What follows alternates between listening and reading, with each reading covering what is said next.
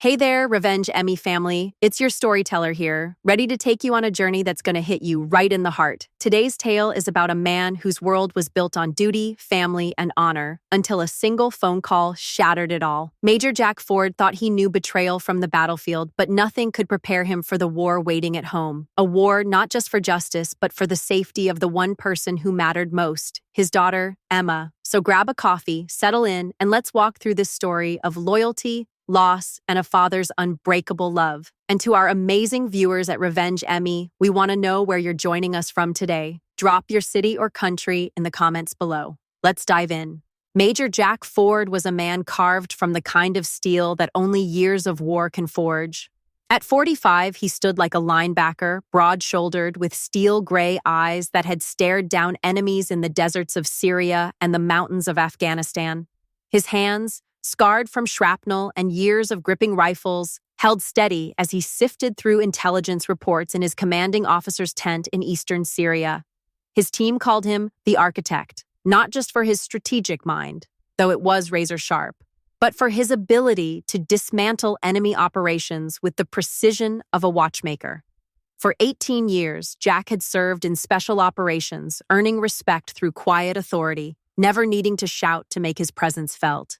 His life rested on three pillars: duty to his country, honor to his code, and family. His wife of 22 years, Teresa, and their 16-year-old daughter, Emma.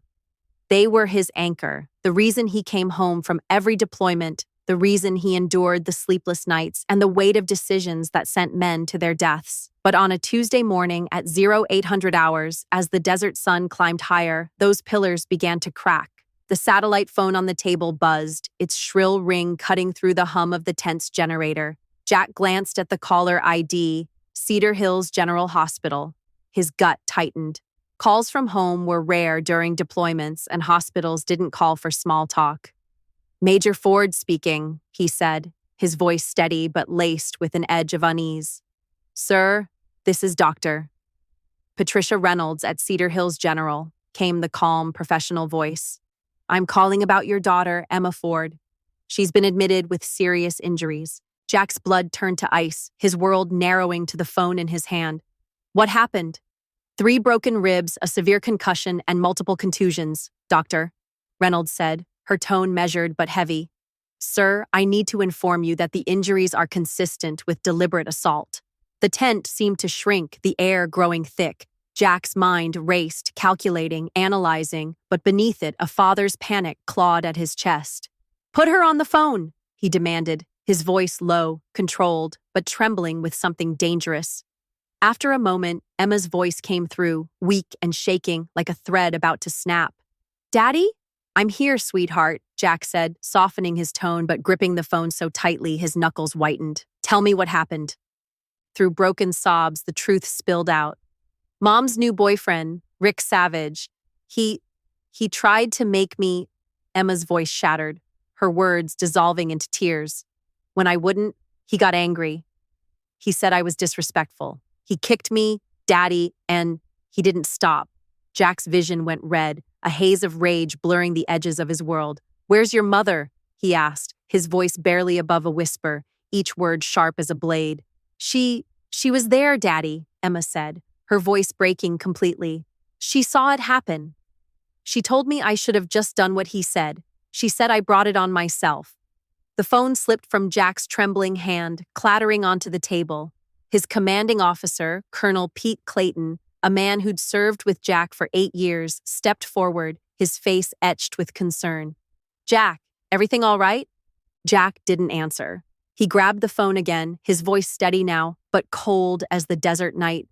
"Dr. Reynolds, this is Major Ford. You keep my daughter safe. I don't care what it costs. Private security, private room, whatever it takes. And if anyone tries to take her out of that hospital against her will, you call the police immediately." Colonel Clayton studied Jack's face, recognizing the look in his friend's eyes. A look he'd seen in soldiers who'd crossed a line they could never uncross. "Jack, we're 3 days from a major operation." "My mission is scrubbed," Jack said, his voice deadly calm. "I need the Black Hawk." Clayton didn't argue. He'd seen that look before, the kind that said a man was ready to burn the world down for what mattered most. The bird's yours. What do you need to know? Jack was already moving, his mind shifting into operational mode, the architect taking over. Everything about Rick Savage, he said, his voice low and deliberate. I want his background, his associates, his habits. I want to know what he eats for breakfast and how he takes his coffee. And Teresa, Jack paused at the tent flap, his eyes darkening. My wife ceased to exist the moment she chose him over our daughter.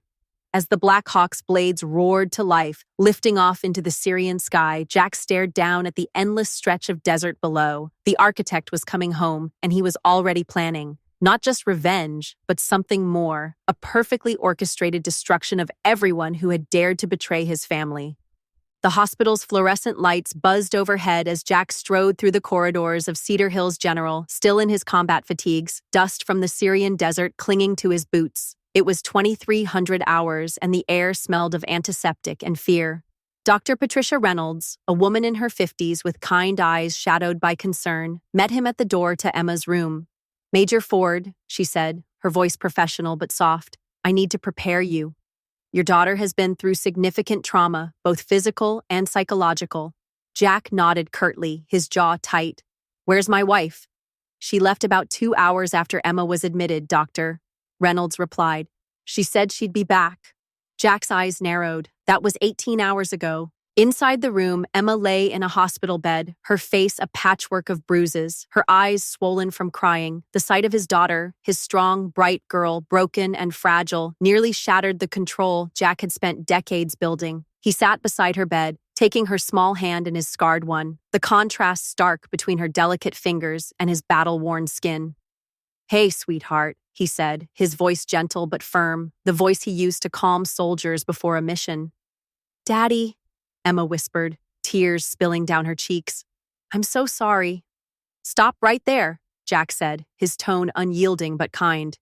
You have nothing to apologize for. Nothing. Do you understand me? Emma nodded, her tears falling faster. Are you staying? I'm not going anywhere, Jack said, squeezing her hand. Tell me about Rick Savage. How long has he been around?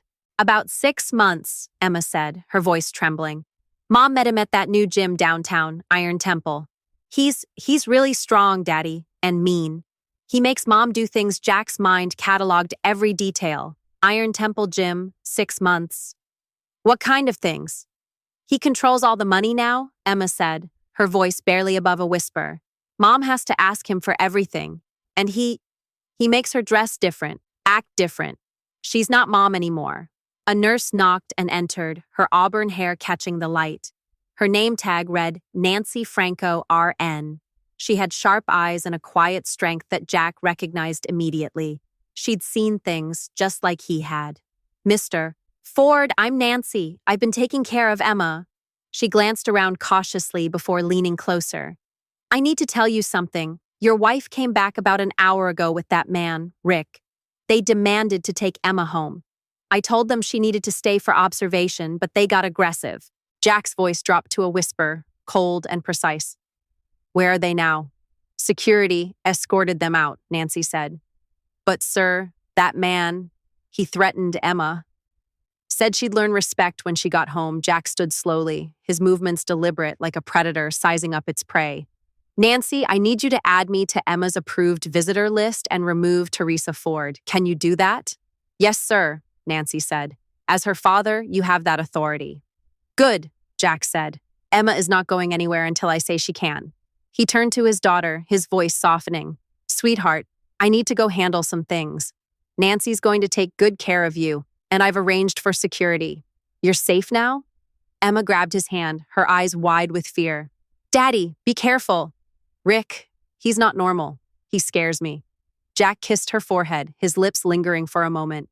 He should be scared of me. Outside the hospital, Jack pulled out his phone and dialed Tony Shaw, an old team member now working private security in the civilian world. Tony, it's Jack. I need a favor. Name it, boss, Tony said, his voice as steady as ever. I need a protection detail on my daughter at Cedar Hills General, round the clock. And Tony, if anyone tries to remove her from that hospital, you stop them. I don't care who they are.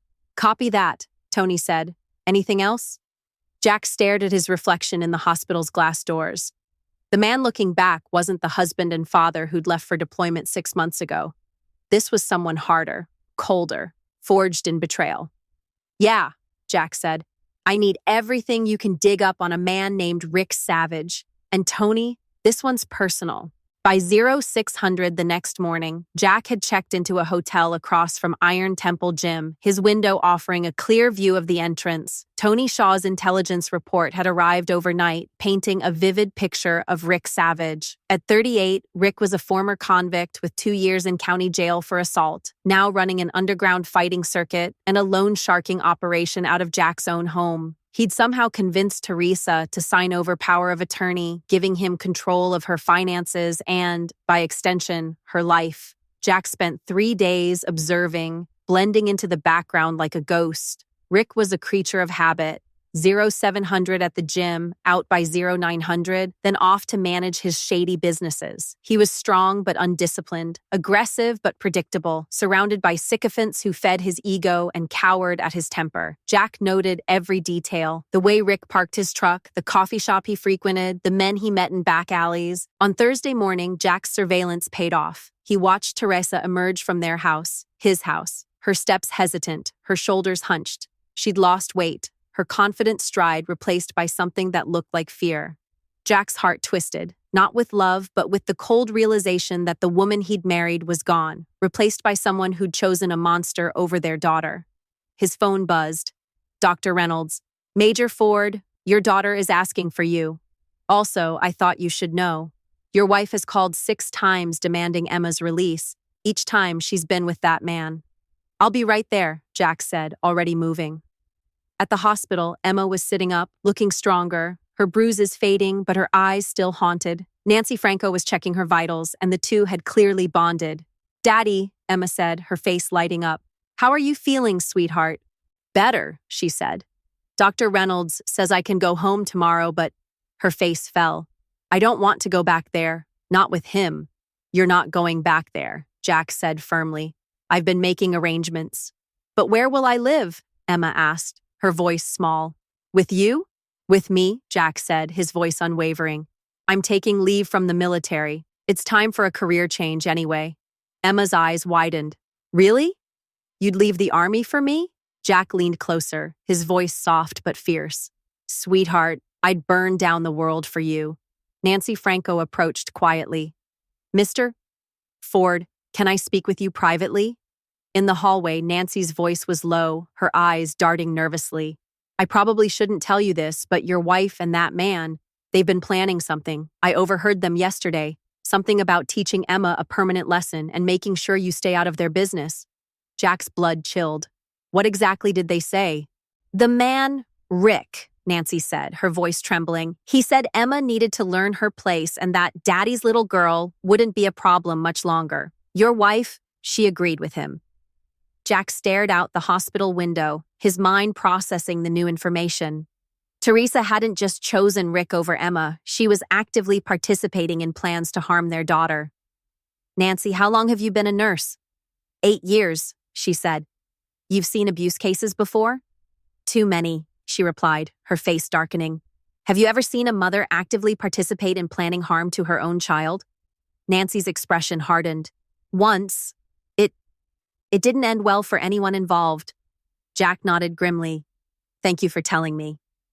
And Nancy, everything you've shared stays between us. Of course, she said. Back in Emma's room, Jack's mind was already formulating plans. The architect was designing something complex now, not just revenge, but a complete restructuring of the battlefield. Rick and Teresa thought they were dealing with a distant soldier father. They had no idea they'd awakened something far more dangerous. Emma, Jack said, sitting beside her. We're going to get through this, but I need you to be brave a little longer. I trust you, Daddy, she said, her voice steady despite her fear. Jack squeezed her hand. Good, because Daddy's going to war. Jack's war began with precision, each move calculated to destabilize his enemies while strengthening his own position. His first call was to Christopher O'Brien, a former JAG officer turned family lawyer with a reputation for creative solutions. Chris, I need an emergency custody hearing, and I need it fast, Jack said. Jack? I thought you were deployed, Chris said, surprised. Emergency leave, Jack replied. My daughter was assaulted by my wife's boyfriend. I need full custody, and I need Teresa's parental rights suspended pending investigation. Jesus Christ, Chris said. Okay, I can have papers filed by tomorrow, but Jack, if Teresa contests this, it could get ugly. Let it get ugly, Jack said, his voice cold. I want it ugly. His second move was more intricate. Tony Shaw's intelligence confirmed that Rick operated his underground fighting circuit and loan sharking business from Jack's home. Instead of reporting it immediately, Jack decided to use it. He called Clint Jennings, an old army buddy now working in organized crime intelligence for the FBI. Clint, I need information, not action, Jack said.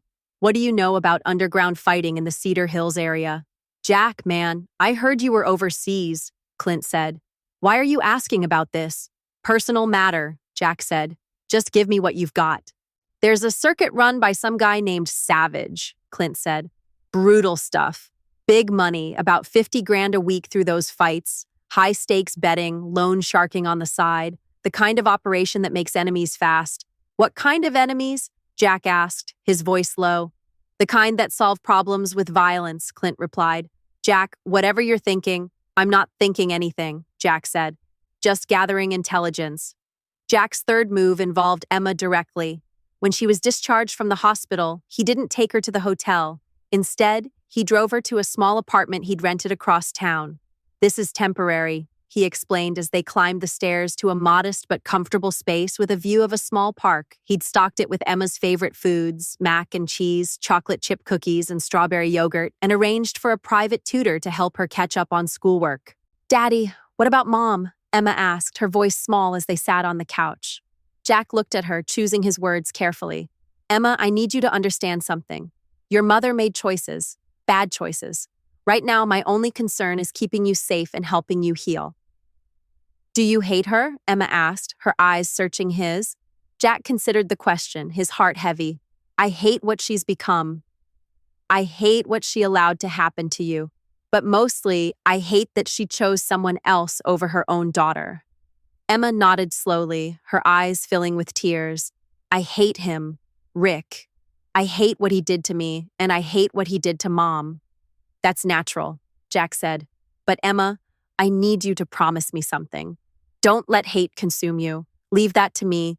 That evening, Jack returned to his house, the house where he'd built a family, where he'd kissed Teresa goodbye before every deployment, where he'd taught Emma to ride a bike in the driveway. Rick's truck was parked outside, a black monstrosity that screamed arrogance. Jack smiled grimly. Perfect. Using skills honed through years of covert operations, Jack entered the house like a shadow, silent and unseen. He could hear voices from the bedroom, his bedroom. Rick's arrogant laughter mixed with Teresa's nervous giggle, a sound that twisted like a knife in Jack's chest. He didn't go upstairs. Instead, he descended to the basement workshop, where he kept his tools and a safe containing documents, cash, and a few items from his military service that civilians weren't supposed to have. For 2 hours, Jack worked quietly, planting microscopic surveillance devices throughout the house. Every room, every corner, Rick and Teresa would have no privacy, no secrets. Every conversation, every plan, every betrayal would be recorded. As he finished, he heard footsteps upstairs. I don't care what that little bitch of a daughter thinks, Rick's voice boomed through the house. When she gets back here, she's going to learn respect. And if Daddy Soldier Boy tries to interfere, he'll learn it too. Rick, maybe we should... Teresa started, her voice hesitant. Should what? Rick snapped. You signed everything over to me, remember? The house, the accounts, everything. Your ex-husband can kiss my ass.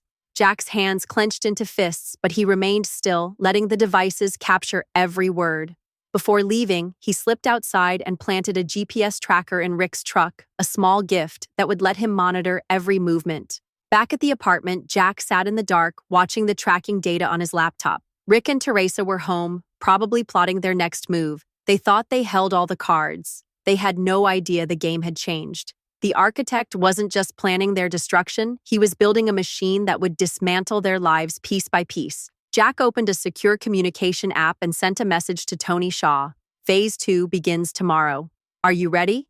The response was immediate. Ready and waiting, boss. Let's go to work. Jack's war unfolded with the precision of a military operation, each move designed to destabilize his enemies while fortifying his own position. The custody hearing was set for Friday, giving him 3 days to tighten the screws. Thursday morning, Jack positioned himself in the parking lot of Iron Temple Gym, watching as Rick arrived at 0700, oblivious to the GPS tracker in his truck. Jack waited until Rick disappeared inside, then made a call. "Detective Rita Erickson, please. Tell her it's Major Jack Ford calling about the assault on my daughter." Detective Erickson, a 20-year veteran with short gray hair and a no-nonsense demeanor, met Jack at a coffee shop near the police station. "Major Ford, I've read the report on your daughter's case," she said, her voice steady but empathetic. "I'm sorry this happened to your family." "Thank you, Detective," Jack said. "I want to press charges against Rick Savage." "We'll need Emma to give a formal statement," Erickson said. "And I have to warn you, without witnesses, it becomes he said, she said." Jack slid a tablet across the table. "What if I told you Rick Savage has been operating an illegal gambling operation out of my home?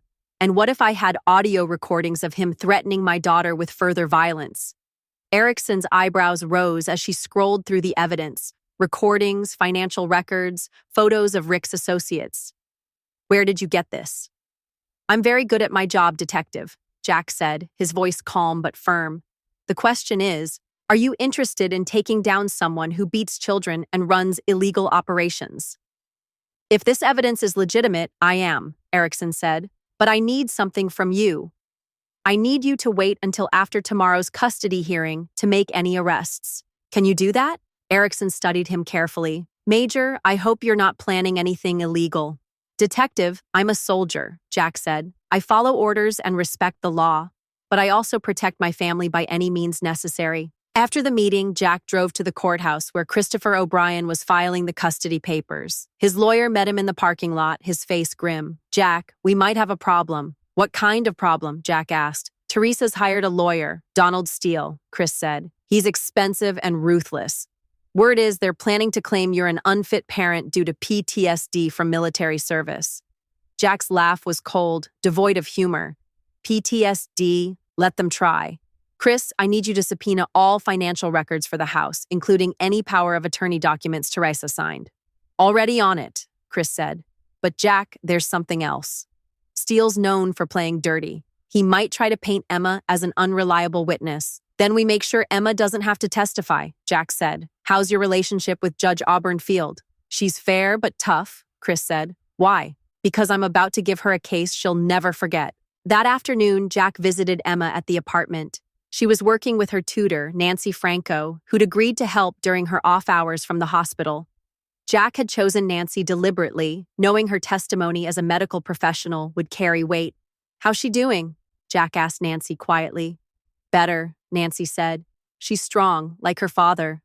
But she's still afraid they'll make her go back." "That's not going to happen," Jack said. He turned to Emma. "Sweetheart, how would you feel about staying with me permanently?" Emma's face lit up. "Really? But what about Mom?" "Your mother made her choice," Jack said. "Now I'm making mine." That evening, Jack made his boldest move yet. He returned to his house, but this time, he didn't sneak in. He walked through the front door like he owned it, because he did. Rick was in the living room, sprawled on the couch, watching TV. Teresa was in the kitchen, her hands shaking as she chopped vegetables. Both froze when they saw Jack. "Hello, Teresa?" Jack said, his voice calm but carrying an edge that made the air feel heavy. "Jack?" Teresa stammered, her eyes wide. "I thought you were overseas." "Emergency leave," Jack said. Funny thing about family emergencies, they tend to bring out people's true natures. His gaze shifted to Rick, who stood, trying to look intimidating. "So, you're the famous husband," Rick sneered. "Teresa's told me all about you." "And Emma told me all about you," Jack said, his voice steady but laced with menace. "Look, soldier boy." "Major," Jack corrected, his tone making Rick take a step back. "And you look. This is my house. Those are my dishes in the kitchen. That's my furniture you've been sitting on. Most importantly, that's my daughter you put in the hospital." Rick's face reddened. "Your wife invited me here. She signed everything over to me. You've got no claim to anything anymore." Jack smiled, a cold, calculated smile. "Is that what you think?" "Teresa, show me these documents. Teresa fumbled through a stack of papers on the counter, her hands trembling as she handed them to Jack. He read through them quickly, his expression unreadable. Interesting, he said. Teresa, did you read these before you signed them? Rick explained everything, she said, her voice barely audible. I'm sure he did, Jack said. Did you notice that you signed over power of attorney for the house but not ownership? The deed is still in my name, exclusively. The color drained from Rick's face. That's impossible. And did you notice, Teresa, Jack continued, that you signed over access to the joint accounts but not the military accounts? The accounts that contain most of our actual assets? Jack folded the papers and slipped them into his pocket. Gentlemen, as the homeowner, I'm giving you 30 minutes to collect your belongings. After that, you'll be trespassing. You can't just— Rick started forward, his fists clenched. Jack didn't move, but something in his posture shifted, making the room feel smaller. Rick less imposing. Rick, you put my daughter in the hospital, Jack said, his voice low and dangerous. Right now, I'm being remarkably civilized about this. Don't test my patience, Teresa, tell him, Rick snapped. Jack turned to his wife of 22 years. Teresa, you have a choice. You can leave with him or you can stay, and we can try to work through this. But if you stay, Rick goes, and if you leave, you don't get to come back. Teresa looked between the two men, tears streaming down her face. Jack, I love him. Jack nodded slowly, his heart heavy but resolute. Then you've made your choice. Both of you have 30 minutes. As Jack watched them pack, he felt no satisfaction, no victory, only the cold certainty that the first phase of his plan was complete. Rick and Teresa thought they were losing a battle. They had no idea they'd just walked into the opening moves of a war they couldn't win. The courtroom was packed on Friday morning, the air thick with tension. Judge Auburn Field, a stern woman in her 60s with silver hair and piercing blue eyes, called the emergency custody hearing to order.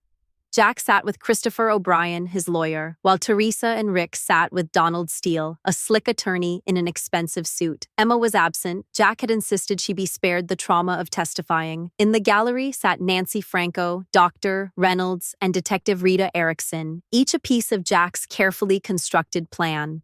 Your Honor, Donald Steele began, his voice smooth and confident. We contend that Major Ford is an unfit parent due to his military service and extended deployments. Furthermore, his recent behavior shows signs of instability and potential violence.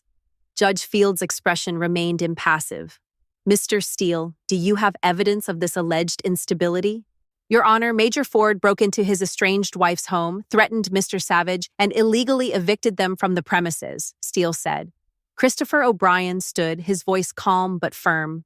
Your Honor, Major Ford entered his own home, which remains solely in his name. Mrs. Ford's power of attorney documents, which we've entered as evidence, specifically do not transfer property ownership. Jack watched Teresa fidget in her seat, her eyes darting nervously. She looked smaller, diminished, a shadow of the woman he'd once loved. Rick, meanwhile, was trying to project confidence, but his glances toward the door betrayed his unease. Your Honor, O'Brien continued, we have medical testimony regarding the assault on Emma Ford, recorded evidence of threats against the child, and documentation of Mr. Savage's criminal enterprises being operated from Major Ford's home. Judge Field reviewed the documents, her eyes narrowing. Dr. Reynolds, please describe Emma Ford's injuries. Dr. Reynolds stood, her voice steady. 3 broken ribs, a severe concussion, multiple contusions consistent with being kicked while on the ground. The injuries were definitely the result of deliberate assault, and the child's mental state is traumatized but recovering. She's expressed fear of returning to any environment where Mr. Savage is present, Donald Steele objected. Your Honor, there's no proof Mr. Savage was responsible for these injuries. Jack leaned forward as O'Brien played the audio recording from the surveillance devices. Rick's voice filled the courtroom, clear and menacing. Emma needs to learn her place, and Daddy's little girl won't be a problem much longer. Teresa's voice followed, agreeing. Yes. The courtroom fell silent, the air heavy with shock. Judge Field's expression darkened. Mrs. Ford, is that your voice agreeing to plans to harm your daughter? Teresa looked stricken, her face pale. Your Honor, I didn't mean— Yes or no, Mrs. Ford, Judge Field snapped. Yes, Teresa whispered, her voice breaking. Mr. Steele, Does your client have any explanation for participating in plans to harm a child? Judge Field asked, her tone cutting. Steele whispered frantically with Teresa before responding. Your Honor, my client was under duress from Mr. Savage's controlling behavior. Jack almost smiled. They were throwing Rick under the bus to save Teresa, but O'Brien was ready. Your Honor, if Mrs. Ford was indeed under duress, why didn't she report Mr. Savage's abuse of her daughter? Why didn't she seek help? Instead, she participated in planning further harm. Judge Field studied the evidence for several long minutes, her face unreadable. Finally, she spoke. I've seen enough. Emergency custody is granted to Major Ford. Mrs. Ford's parental rights are suspended pending a full investigation by Child Protective Services. Furthermore, I'm issuing a restraining order preventing Mr. Savage from coming within 500 feet of Emma Ford. Rick shot to his feet, his face red with rage. That kid is lying. Mr. Savage, Judge Field's voice cut through the courtroom like a blade. You are not a party to this proceeding. If you speak again, you'll be held in contempt. As the hearing concluded, Jack felt his phone buzz, a text from Detective Erickson. Arrest warrant signed, moving in 1 hour. Jack caught Teresa's arm as she left the courtroom, her eyes flashing with sudden anger. I'm sorry it came to this, he said, his voice low. Sorry? Teresa spat. You destroyed my life. No, Teresa, Jack said, his voice steady. You destroyed our family. I'm just cleaning up the mess. This isn't over, Jack, she said, her voice trembling with defiance. Rick won't just disappear. He's got friends, connections, people who owe him favors. Jack's smile was cold, calculated. I'm counting on it. As Jack walked out of the courthouse, his phone buzzed again. Tony Shaw. Package delivered. Phase 3 is ready. The architect's design was becoming clearer. Rick Savage thought he was a predator, but he'd been hunting in the wrong territory.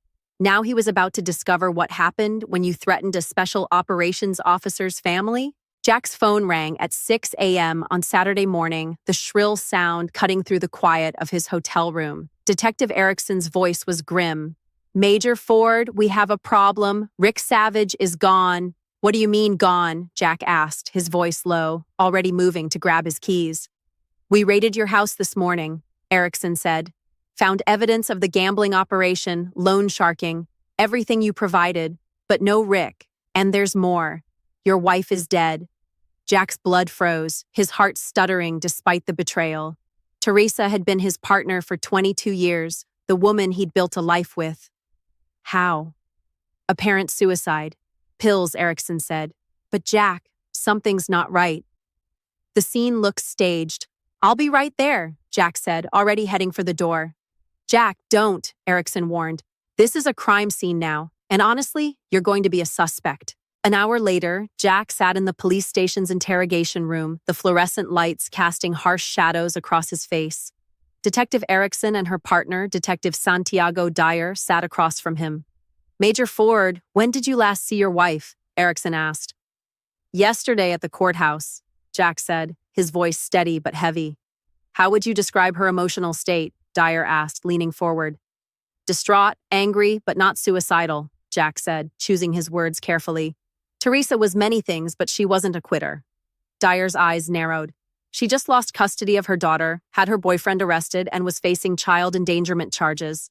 That might drive someone to suicide. Or, Jack said quietly, someone might want it to look like suicide. The detectives exchanged glances. You think Rick Savage killed your wife? Erickson asked. I think Rick Savage is a violent man who just lost everything, Jack said. Teresa was the only person who could testify about his business operations. Dead, she can't hurt him. Alive, she was a liability. Erickson nodded, her expression thoughtful. We found something else. Your house has been ransacked. Someone was looking for something specific. Jack's mind raced. Rick had been living in the house for months. What could he have been looking for that he didn't already have access to? Detective, I need to call my daughter. She needs to know about her mother. Of course, Erickson said. But Major Ford, don't leave town. Jack called Emma from the parking lot. Nancy Franco answered. Mr. Ford, Emma's in the bathroom. Is everything okay? Nancy, I need you to listen carefully, Jack said, his voice low and urgent. Teresa is dead. It appears to be suicide, but I don't believe it. Emma is in danger. Oh my God, Nancy said, her voice shaking. What do you want me to do? Pack a bag for Emma, Jack said. Take her to the hotel across from the police station. Register under your name. I'll meet you there as soon as I can. Jack, what's happening? Nancy asked. War, Nancy, Jack said, and Emma's the prize. Jack hung up and called Tony Shaw. Tony, status report. Boss, we've got a problem, Tony said. Rick Savage didn't just disappear. He's gone underground, but he's not alone. Remember those connections your wife mentioned? Turns out Rick was muscle for some very dangerous people. What kind of people? Jack asked, his voice steady but cold. The kind that solve problems permanently, Tony said. Word is, he's told them you're a threat to their operation. They're not planning to arrest you, Jack. They're planning to eliminate you. Jack felt the familiar calm that came with imminent combat. How many? 3 professionals flew in this morning, Tony said. They're not locals, which means they don't know the territory. But Jack, they're not amateurs either. Where's Rick? Vanished, Tony said. But I've got something else. Before she died, Teresa made a phone call. Lasted 43 minutes. Guess who she called? Jack's mind was already working through possibilities. Rick. Bingo, Tony said. And Jack, the call happened after you left the courthouse, but before she died. She wasn't calling to say goodbye, Jack understood immediately. Teresa hadn't called Rick to say goodbye, she'd called to warn him, to tell him about the evidence Jack had provided to the police, and Rick had decided she knew too much. Tony, I need you to get to Emma. Make sure she's safe. Already on my way, Tony said. What about you? Jack stared at his reflection in the car's window. The man looking back wasn't Major Jack Ford anymore. This was someone harder, someone with nothing left to lose. I'm going hunting. Jack's first stop was Iron Temple Gym. It was closed, but locks had never stopped him before. Inside, he found Rick's office, a treasure trove of evidence, records of the underground fighting circuit, loan sharking operations, names and addresses of associates. Among the papers, Jack found something chilling, an insurance policy on Teresa's life taken out 2 weeks ago with Rick as the beneficiary. Her signature looked rushed, possibly forged. His phone buzzed, a text from an unknown number. Your wife squealed like a pig before she died. Your daughter's next unless you back off. Our Jack stared at the message, his blood cold, but his mind razor sharp. He typed back, I'm coming for you. The response came immediately. I'll be waiting. Warehouse District, Pier 47, midnight. Come alone or the kid dies. Jack pocketed the phone and gathered the evidence from Rick's office. Rick thought he was luring Jack into a trap. He had no idea he was walking into one himself. Jack arrived at the hotel to find Emma devastated by the news of her mother's death. Despite everything Teresa had done, she was still Emma's mother. I know Mom made mistakes, Emma sobbed in Jack's arms, but I still loved her. Of course you did, sweetheart, Jack said, holding her close. That's what makes you better than the people who hurt her. Nancy Franco sat nearby, her face pale but determined. Jack, Emma shouldn't be alone right now. She won't be, Jack said, but I have to take care of something first. He turned to Tony Shaw, who'd arrived with 2 former Special Forces operators, Clint Jennings and Abel Price. Gentlemen, here's the situation, Jack said, his voice steady and commanding. Rick Savage killed my wife and is planning to eliminate my daughter and me. He's got professional help and he thinks he's got me cornered. Tony studied the tactical layout of the warehouse district on Jack's laptop. It's a good kill zone. Multiple escape routes, water access, lots of places to hide shooters. Which is why we're not playing his game, Jack said, opening a detailed schematic of the warehouse complex. I've been planning this for 3 days. Rick thinks he's calling the shots, but he's about to walk into a coordinated operation. Abel Price, a compact man with sharp eyes, leaned forward. What's the objective? Rick Savage and his associates disappear permanently, Jack said. But it has to look like gang violence, not military action. These men are criminals who made enemies in the wrong business. Jack outlined his plan with the precision of a military briefing. Phase 1, Detective Erickson would discover evidence that Rick's criminal associates had turned on him. Phase 2, the warehouse confrontation, where Rick's greed and arrogance would be his downfall. Phase 3, cleanup, ensuring Emma's permanent safety. Jack, Tony said quietly, This isn't Syria.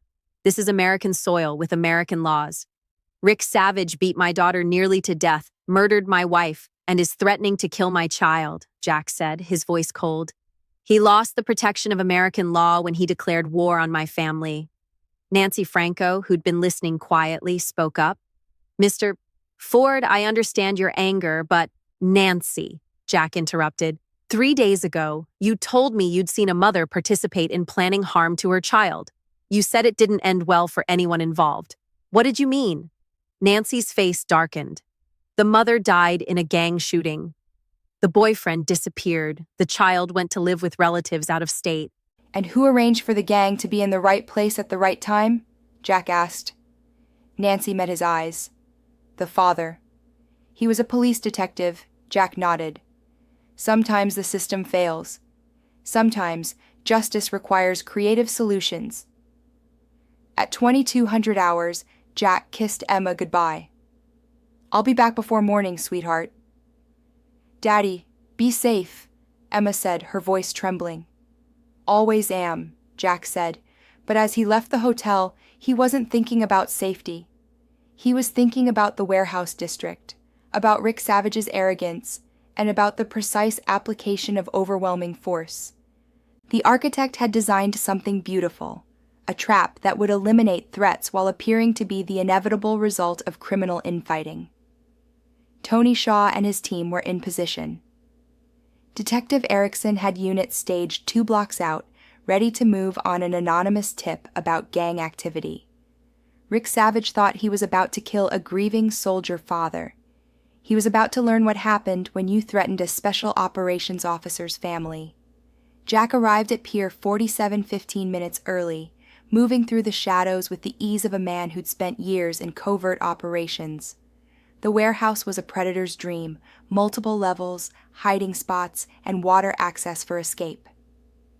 Through thermal imaging, Jack identified 4 heat signatures, Rick and 3 shooters positioned on elevated vantage points. They were professionals, but they'd made a fatal mistake. They thought they were hunting an ordinary man driven by grief. Jack keyed his radio. Overwatch, report. Tony Shaw's voice crackled through the earpiece. 3 shooters confirmed. Target is on the main warehouse floor. He's got an escape route to the water. Police response? Jack asked. Detective Erickson has units staged 2 blocks out, Tony said. Anonymous tip came in about gang activity. They'll move on your signal. Remember, gentlemen, Jack said, this has to look like criminal enterprise cleanup. Rick's own associates turning on him, Jack approached the warehouse, moving past each shooter's position with lethal precision. The first gunman in a second-floor office never saw him coming. Jack's knife found the man's throat, silent and swift. 1 down. The second shooter, crouched behind machinery, turned too late. Jack's suppressed pistol coughed twice, the shots placed to mimic a gang execution. 2 down. The third shooter fired a wild shot, but Jack was already gone, moving like smoke. Men like this expected predictable prey, not a ghost who struck like lightning. 3 down. Rick Savage stood in the center of the warehouse floor, turning in circles, his pistol shaking in his hand. Where are you, soldier boy? He shouted, his voice echoing. Come on out. Let's finish this. Jack stepped into the light, his weapon holstered, his face calm. He wanted Rick to see him, to understand what was happening. Hello, Rick. Rick spun, raising his pistol. You. I should have killed you first. You should have left my daughter alone, Jack said, his voice steady. That little betch got what she deserved, Rick spat, and your wife got what she deserved too.